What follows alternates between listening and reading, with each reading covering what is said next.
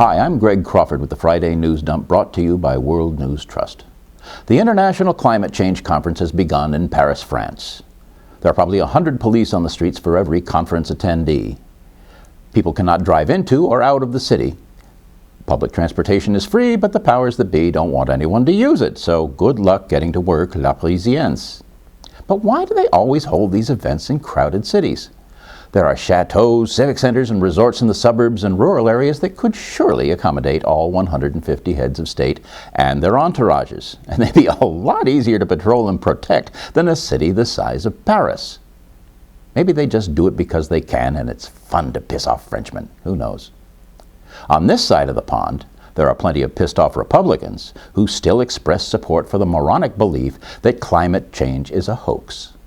I suspect that most of them know full well that climate change is as real as a heart attack. But corporations with a vested interest in maintaining the fiction that there's still something to discuss have them by the short curlies for one reason or another, and besides, it plays well to the room temperature IQs that voted for them. And then there are the wild-eyed, die-hard nut jobs like Oklahoma Senator James Snowball Inhofe, who would likely scoop out his own eyes with a rusty spoon before he'd ever admit he was wrong. He probably thinks gravity is a hoax, too. And it is this crusty old bastard, along with a few of his idiot buddies, who have pledged to block any funding for research or assistance to developing countries or to those low-lying nations already getting inundated by rising sea levels.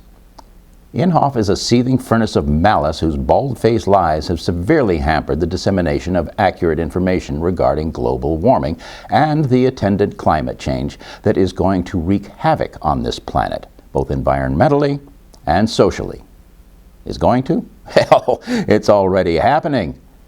Coastal regions of this country see flooded streets at high tide on a regular basis even without rain.